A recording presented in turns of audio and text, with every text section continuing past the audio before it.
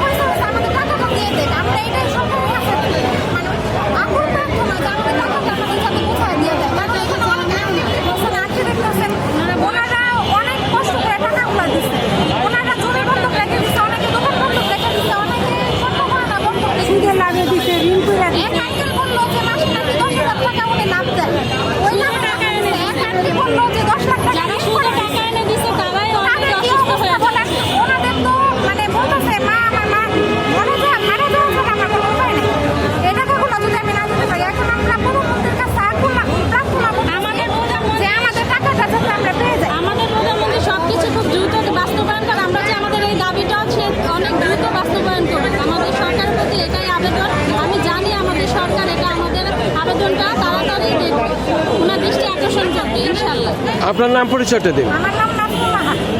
কোথা থেকে এসেছেন? আমি ওয়ারিতে থাকি। আমার কোম্পানির নাম হচ্ছে জাস্পোর্ট এডুকেশন। এই যে সম্মিলিতভাবে যে টাকাটা নিচ্ছে সে কি একই কোম্পানি নাকি আরো কয়েকটা?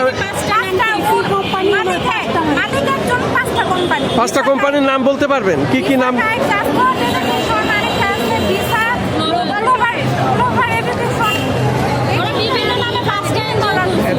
অফিস কোথায়?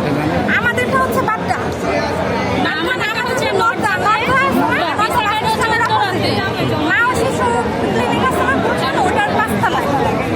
আর ভিসা গাইড হচ্ছে উত্তরায়।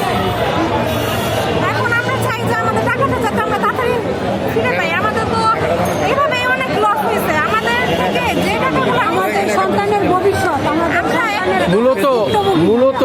মূলত কত কোটি টাকা? প্রায় 60 কোটি টাকা হবে। 60 কোটি টাকা আত্মসাৎ করে সেইভাবে এখন ইয়ে আছে, তবে বিচার চলছে। অনেক কিছু পলা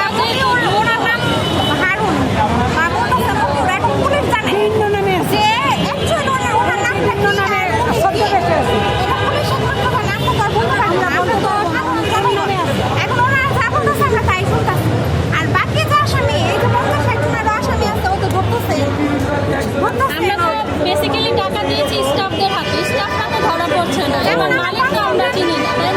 স্টাফের কিছু নাম বলতে পারবেন? স্টাফ আছে, তুলি আছে, জুয়েল আছে, সোয়াব আছে, তারপরে হায়দার আছে, শাহাদাত আছে, লামিয়া আছে।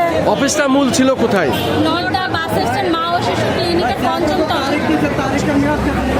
শুধু দর্শক ভুক্তভোগীদের কথা আমরা শুনলাম। তারা সকাল থেকে এখানে হাজার হাজার মানববন্ধন করেছেন বড় ব্যানার নিয়ে এবং আমরা কিছু ব্যক্তিগতভাবে তাদের জিজ্ঞাসা করলাম, তাতেই বেরিয়ে আসলো অনেক রহস্য। এগুলো আসলে প্রধানমন্ত্রীর প্রতি তারা দৃষ্টি আকর্ষণ করছেন এবং বিশেষভাবে উনি যাতে এটা দেখভাল করেন এই বিষয়টা তারা বলছে। তারা তাদের অর্থ ফেরত চান।